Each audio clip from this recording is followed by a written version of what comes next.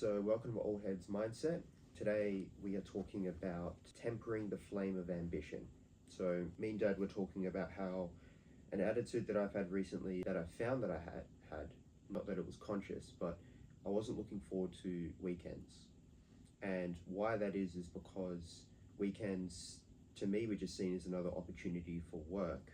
So I didn't have the same fuzzy associations with the weekend as other people did. Maybe there were a few extra things I did on during the night on a Saturday, but mostly it was just an extension of the work week. And where this comes from, or what I would like to talk about, is that ambition as a human trait is not an infinite good, meaning that the more of it does not mean that the better it is. So in the array of human emotions, very few, if any, virtues that we have are infinite goods. There's always a point where there's a cutoff. And for a bit of history, Aristotle, ancient philosopher, had this concept called the golden mean.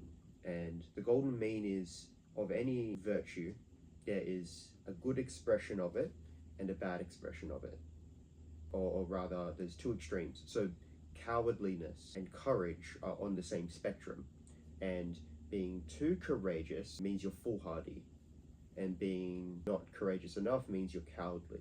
And just the same, ambition is something similar. And if you look at our current culture, that is not represented. Ambition is seen as something that's infinitely good. You hear stories of famous people working 120-hour work weeks or whatever it is. And this is a cultural value that we have, that we look up to, and I think inappropriately so. I think it is a remnant from the American dream and a remnant from the Great Depression, where it was seen that at any point the economy could crash and could ensue, and you need to work and secure yourself the best that you can. I think it's a variety of reasons why our culture has this attitude towards work, where the more ambitious you are and the harder that you work and the more productive that you are, the better it is. Now, of course, I think I err on the side of more productivity is better than less productivity. I think having a thing that you're going after, or a drive or a mission, is good. But there hits a point where your ambition will start to swallow other goods in life, such as family and friends and so on. And I believe that not only does it swallow other goods in and of themselves, but those other things allow you to perform whatever task it is that you're chasing after better. Having a social circle improves your mood and all of that, and it improves your network that you can work with. Family is something that you can emotionally rely upon, and that will give you hard truths and all of this. So oftentimes, not only is ambition of swallowing up other goods in life, but those goods in life, whatever it is that you are ambitious towards.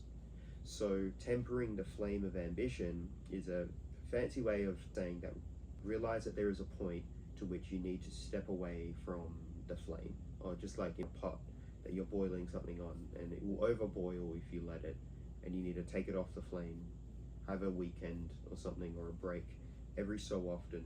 Next time you see something on social media that glorifies mindless pursuit and glorifies work at the expense of flourishing, be skeptical of it.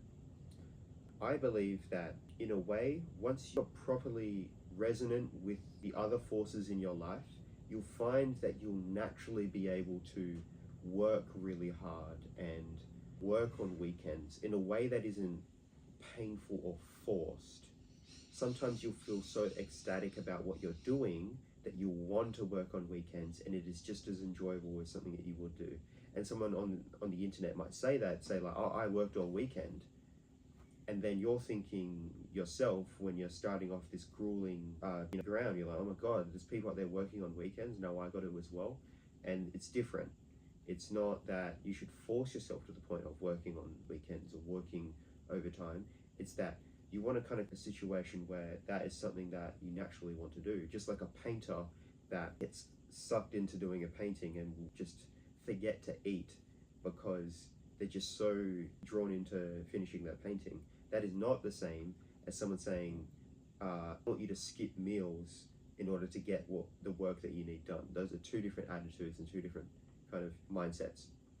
So just keep that in mind, that often when you see that floating around on the internet, it is not coming from a place of force or ambition, but rather joy and love for what one does. And that can look like ambition as well. So thank you for listening. Try to tune in next episode where we talk about how attitudes like this can often go undetected going about your day-to-day life. So be sure to tune into that, and thank you for listening.